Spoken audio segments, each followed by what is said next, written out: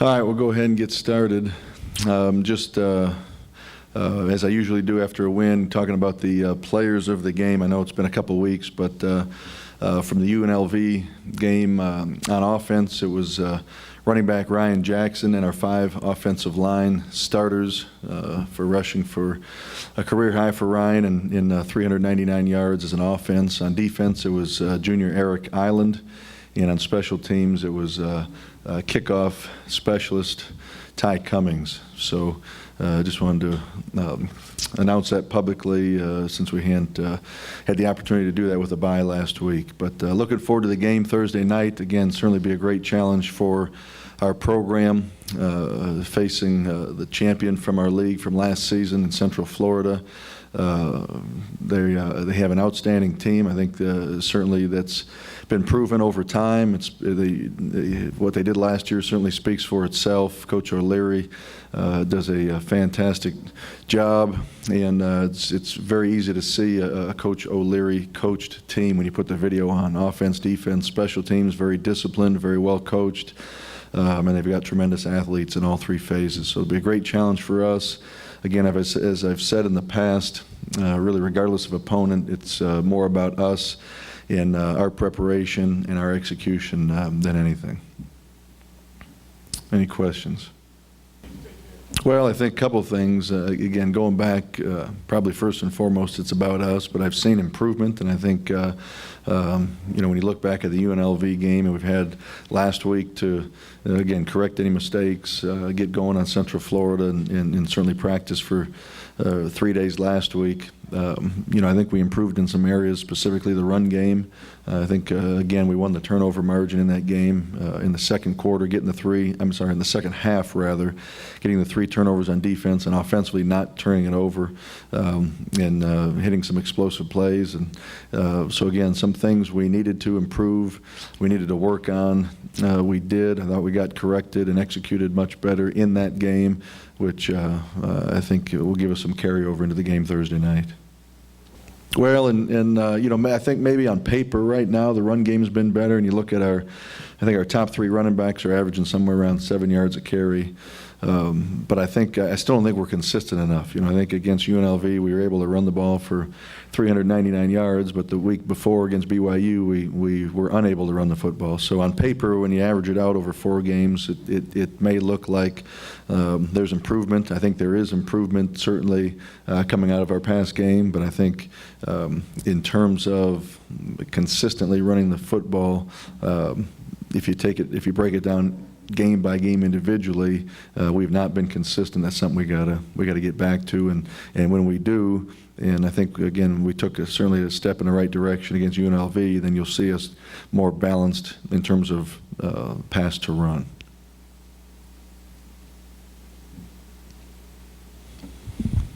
We're talking about the defense and the second half turnovers. When you're getting improved play from guys like McDonald and Oliphant and Matthews and these guys, do you get a sense that your defense is, after a rough start in that first game, admittedly, they're sort of starting to become the team or the attitude, the mentality that they were last year? It's more of an aggressive attack and force the issue type defense led by those guys? I do, and a couple things, just hearing you phrase the question, improved play by guys on the defense. I don't want to say it's expected play, but I mean they're playing, I think, to the level right now, and I think they have been. When you talk about Adrian McDonald, improved play, he's had a turnover in each of the 4 games this year, and the last 3 of last season, so 7 consecutive games. Ephraim Oliphant, week after week after week, is going to have double-digit tackles for us, and is always around the football. And even when you go back to the first game. And I remember standing up here after the first game, how do you assess the defensive performance? I mean, it was a pretty good performance in the first half of that first game. We let the punt snap go, and we put our defense down on the 3-yard line with their backs against the wall, and then right before half, the quarterback scrambles and throws one up, and and the kid makes a play right at the goal line to give them 14 points, So I think our defense has played well. And I think, again, as I listened to you ask that question, I think it looks like a unit that's got 9 starters back and 2 new starters that have played a bunch of football for us last season, and a couple talented, transfers, and Lee Hightower playing well and doing really what we do on that side of the ball, taking the football away. I think we've done a better job to this point statistically in terms of total defense than we did last year. But again, I think we're right up either first or second in the country right now in takeaways defensively, and that's, again, a trademark of that side of the ball last year and continues to be this year. So I think our defense is playing well. I think they're confident, and I think it's really been a continuation of where they left off at the end of last season. So as you look ahead to UCF now, and you mentioned Coach O'Leary, and you're familiar with him and the system he runs quite well. Their personnel's changed from last year, but as you go into that game, playing them at home, excuse me, they're off to a bit of a rough start at 1-2. How do you see, the fact that you are so familiar with their system and what they like to do, and the fact that your defense is playing as well as it is? How do you see that playing out? Well, and a couple of things when you look at Central Florida right now. Their record is not a good indicator of how good this football team is, and they played I think a 4-1 Penn State team, not only on the road but in another country, and scored to go up to take the lead, I think, with a minute left, and then lost on a last-second field goal. They played a top 25 Missouri team on the road and played them tight for a while, and then Missouri made a couple plays in the second half and ended up winning the game. And the second part of that, when you say they have a lot of new faces, they really don't have a lot of new faces on paper. They've got somewhere 15, 16, 17, 18 starters back from last year's championship team. The quarterback's obviously gone, and one of the 2 running backs is gone as well. But in the way he runs his program in terms of what they do on offense, what they do on defense, what they do in the kicking game, and his philosophy, that hasn't changed. And they play great defense. I think they're giving up around 300 yards total offense right now, and they're one of the top defenses not only in the league but in the country. And offensively, they've played 3 quarterbacks, and they're all 3 are a little bit different in terms of their styles. Holman has started the last 2 games for him. He's a big kid. He's a sophomore. He's got a really live arm, and he runs the football. He actually leads the team right now through their 3 games in rushing attempts. So they'll have some designed runs for him. He'll scramble at times. But they've been a team that wants to play great defense, play great special teams, establish the run, be a physical team.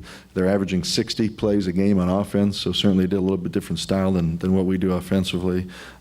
So when you look at this team on video, again, certainly doesn't match their 1-loss record at this point, and it's going to present some challenges to us.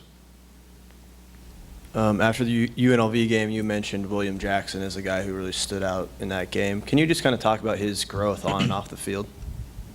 William Jackson, a great story from a Wheatley High School here in Houston, and was kind of under the radar. In fact, I think in the 7 years I've been here, it might have been the only time we signed a young man on National Signing Date that really no one outside of our program knew about, with all the social media that goes on nowadays. And William at Wheatley played everything. Played some quarterback, tailback, receiver. Certainly played defensive back for him. Was on every special team. Never came off the field. We projected him as a corner for us, and he's in that DJ Hayden type mold. He's 6'1", 185 pounds. We listed him one time at 4'4" in the 40, and he came to my office and he was upset we didn't put 4'3", and he's a legit 4'3" guy. And just I can't say enough great things about him. He's the young man I referenced earlier that coming off of last season wasn't a returning starter for us per se, but started off the year last year playing a limited role, played on some special teams, played a little bit of defense, and as the year went on, and he showed improvement, he played more and more and ended up playing 40 to 50 snaps a game for us by the time the season ended. So you come out of that UNLV game, and I'm going to actually back up. Going into the UNLV game, it was our plan to put him on Devontae Davis as much as we could. And again, William did a great job. And the only thing that, you know, coming out of that game showed up for William's stats was the lack of production by their receiver.